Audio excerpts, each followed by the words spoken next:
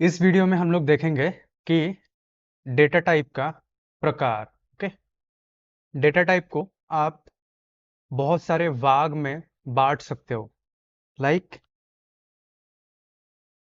Numeric data type, sequence data type,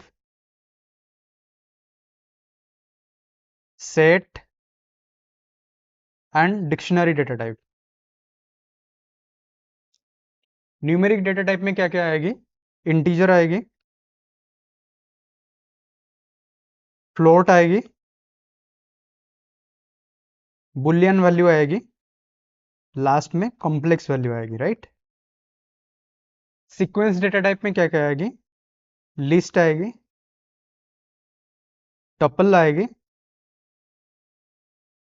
उसके बाद string आएगी। सेट आपका खुद ही एक डेटा टाइप हो गई, और डिक्शनरी भी एक सेल्फ डिफाइनिंग डेटा टाइप हो गई। अभी देखते हैं कि numeric data type, right. Numeric data type पे आप केवल एक वैल्यू स्टोर कर सकते हो। For example, if we take the example of integer, then we can say a is equal to 2, b is equal to 3, right. आप ऐसे नहीं लिख सकते हो a इज इक्वल टू 2,5,6, ये लिख नहीं सकते हो, राइट। सिमिलरली आप न्यूमेरिक डेटा टाइप पे मल्टीपल वैल्यूज स्टोर नहीं कर सकते हो। अब एग्जांपल लेते हैं फ्लोट डेटा टाइप का। फ्लोट डेटा टाइप क्या आ गया आपका? Suppose you define d is equal to 5.2, that is float data type. Okay, e is equal to 6.3, it is also float data type. अभी चलते हैं बुलियन डेटा टाइप पे। Boolean data type क्या है? पाइथन में, जैसे कि मैंने आपको पिछले लेक्चर में बताया था कि कुछ कीवर्ड्स रिजर्व रह जाती है। ओके, उसी कीवर्ड में से एक कीवर्ड है ट्रू, एक कीवर्ड है फॉल्स। कोई भी कंडीशंस को इंश्योर करने के लिए ये कीवर्ड आपके पाइथन में यूज होता है, राइट। इसको मैंने ऐसे लिख सकता हूं, f is equal to true, i is equal to false. अभी न्यूमेरिक डेटा टाइप खत्म हो गया, राइट। अब चलते हैं सीक्वेंस डेटा टाइप पे। सीक्वेंस डेटा टाइप पे क्या आएगा?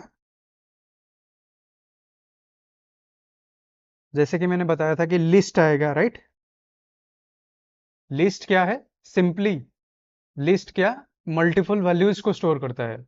जैसे आप एग्जाम्पल लेंगे, l is equal to 2,3,5,6,6.7, yes, it can stores different data types also, okay, and it can store a string also,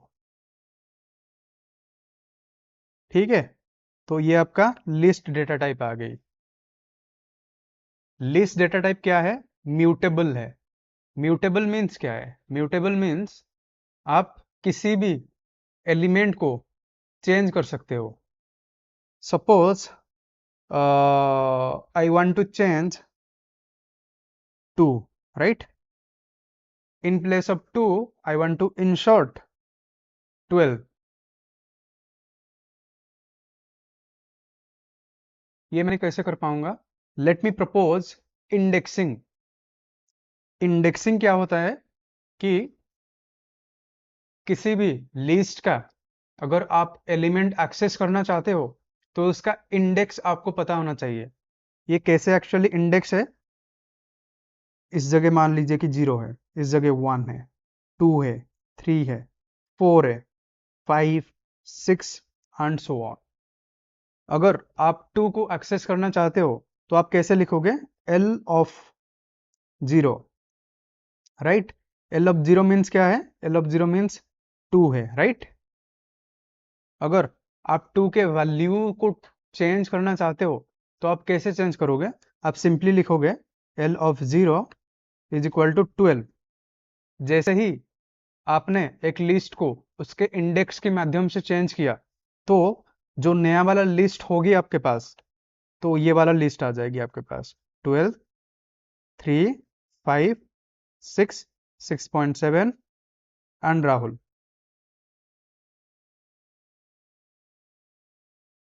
और लिस्ट का इंडेक्सिंग वैल्यू ये हो जाएगी 0, 1, 2, 3, 4, 5। क्या इंडेक्सिंग वैल्यू पे कोई चेंज होगा? नहीं। जो आप वैल्यू एग्जैक्टली चेंज किए वो वैल्यू बस चेंज हो जाएगी लिस्ट में आपका। ठीक है।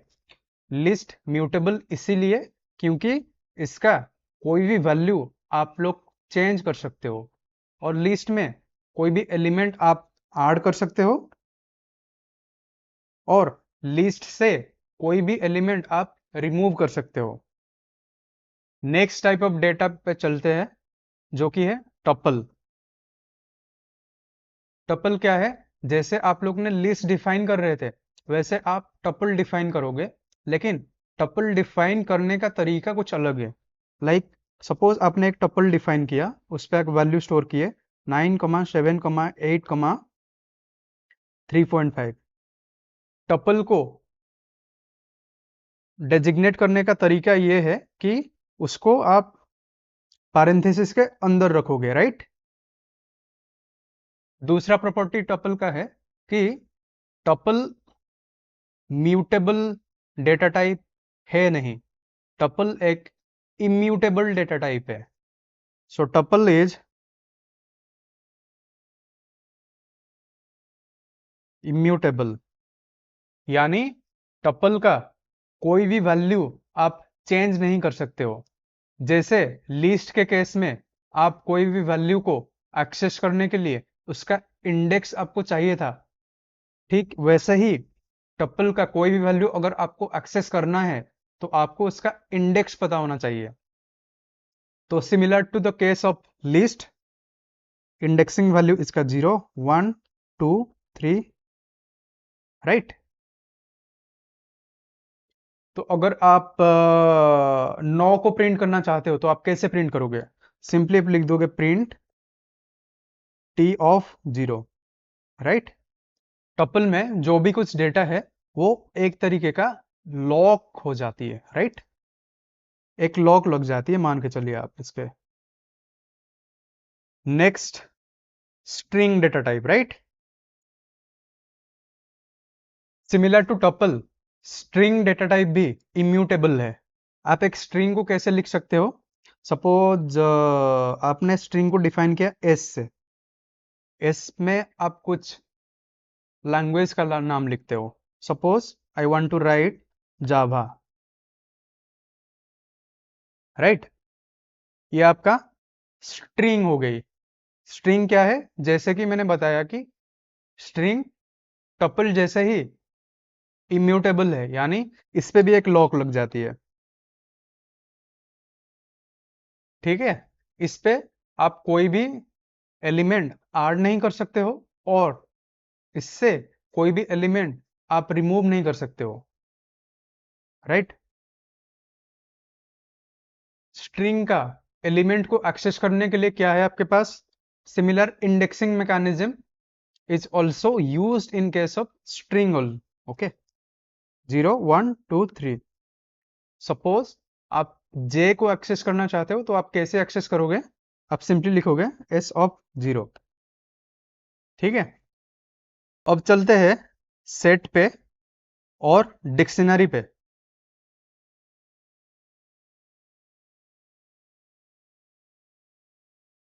सेट क्या है? सेट में आप कलेक्शन ऑफ वैल्यू रख सकते हो। सेट में आप कलेक्शन ऑफ वैल्यू रख सकते हो। दूसरा प्रॉपर्टी क्या है? इस पे आप इंडेक्सिंग नहीं कर सकते हो, यानी सेट का कोई भी एलिमेंट एक्सेस करने के लिए इंडेक्सिंग नहीं हो सकता है, तो यहां पे नो इंडेक्सिंग हो जाएगी, राइट।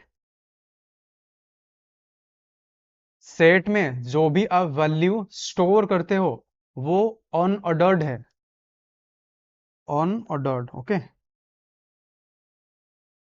फोर्थ थिंग क्या है? सेट में जो कुछ भी आप वैल्यू रखोगे वो सारे यूनिक होगा और डिस्टिंक्ट होगा। यूनिक और डिस्टिंक्ट। सेट का एक एग्जाम्पल लेते हैं। Suppose S is equal to 3,7,5,79। Set को रिप्रेजेंट करने का तरीका क्या है? इसको कर्ली ब्रेसेस के अंदर रखा जाता है, राइट? क्या इसमें आप इंडेक्सिंग कर सकते हो? Like 0 1 2 3? The answer is no, इस पे इंडेक्सिंग अलाउड नहीं है। क्या सेट म्यूटेबल है या फिर इम्यूटेबल है? सेट म्यूटेबल है, यानी सेट में आप कोई भी एलिमेंट ऐड कर सकते हो या रिमूव कर सकते हो। तो आपको अगर 79 को रिमूव करना है सेट से, तो आप रिमूव भी कर सकते हो, राइट? आपको कुछ एलिमेंट सेट में ऐड करना है, तो आप मान लीजिए कि आपको 89 ऐड करना है, तो आप 89 ऐड कर सकते हो। तो नया सेट क्या आ जाएगी आपके पास? S is equal to 3 7 5 89। अब चलते हैं डिक्शनरी पे, राइट? तो डिक्शनरी पे आप कलेक्शन ऑफ की एंड वैल्यू स्टोर करते हो। तो कलेक्शन ऑफ की एंड वैल्यू। और क्या है इसका? और एक खासियत है कि आप जो भी आपके पास की रहेगा, वो की सारे के सारे की आपका यूनिक रहेगी, और वैल्यू का रिपीटेशन हो सकती है। तो की को आप रिपीट नहीं कर सकते हो, लेकिन वैल्यू को आप रिपीट कर सकते हो। एक डिक्शनरी का एग्जांपल लेते हैं। सपोज एक स्टूडेंट की डेटा आपको स्टोर करना है, तो आप कैसे करोगे कि आप एक वेरिएबल ले लेते हैं, right? Variable student is equal to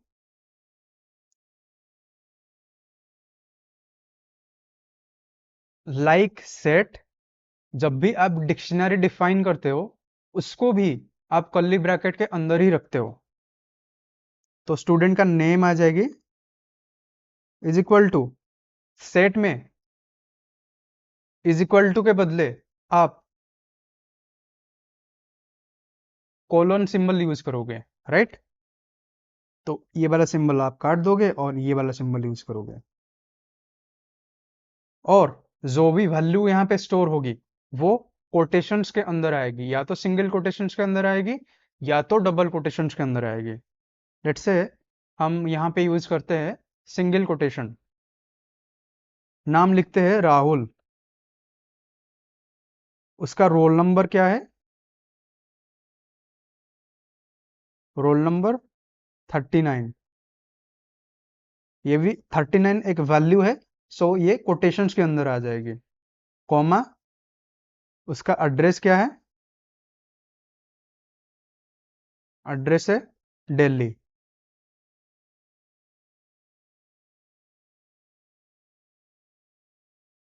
तो स्टूडेंट को आप ऐसे डिफाइन करोगे जब भी आप स्टूडेंट को एक डिक्शनरी जैसे ट्रीट करोगे, राइट? डिक्शनरी क्या है? डिक्शनरी म्यूटेबल है या फिर इम्यूटेबल है? डिक्शनरी म्यूटेबल है, यानी कोई भी वैल्यू आप डिक्शनरी का चेंज कर सकते हो, right? Dictionary is mutable.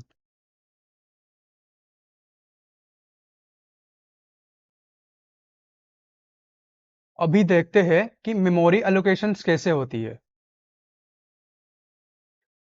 Starting from integer, जैसे आप int a is equal to 2 लिखते हो, तो मेमोरी में ये कुछ ऐसे दिखती है।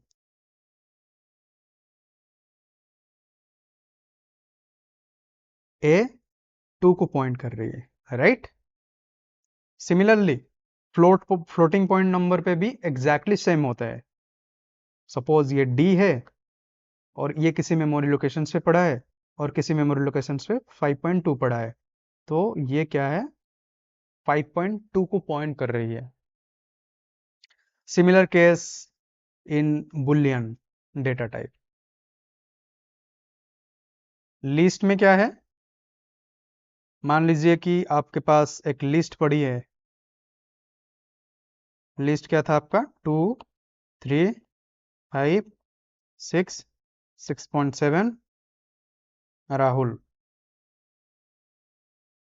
एल वेरिएबल है आपका और ये वेरिएबल इसको पॉइंट कर रही है,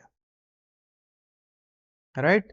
टपल में भी ऐसा ही है, आपके पास कुछ डेटा है, उस पे आपका 9 7 8 3.5 स्टोर है किसी मेमोरी लोकेशंस पे, और किसी मेमोरी लोकेशंस पे आपका टी पड़ा है, और टी किसको रेफर कर रही है, इसको रेफर कर रही है। सिमिलर केस इन जावा, आपके पास किसी मेमोरी लोकेशंस पे एस वेरिएबल पड़ा है और किसी मेमोरी लोकेशंस पे जे ए वी ए पड़ा है, और एस इसको पॉइंट कर रही है, right. Similar case in in set and dictionary को रिप्रेजेंट करने के लिए एक बॉक्स ले सकते हो आप, राइट। ये बॉक्स पे आपका नाम आ गया, आपका रोल नंबर आ गया और एड्रेस आ गया, ठीक है। नाम क्या है, Rahul, roll number 39 and address Delhi. किसी मेमोरी लोकेशंस पे वेरिएबल पड़ा है स्टूडेंट, और ये इसको पॉइंट कर रही है, राइट। तो मेमोरी लोकेशंस पे ये कुछ ऐसे दिखते हैं। अभी इस लेक्चर को एंड करते हैं। जो कुछ भी आपका डाउट्स है वो आप कमेंट सेक्शन में पूछ सकते हो। Thank you.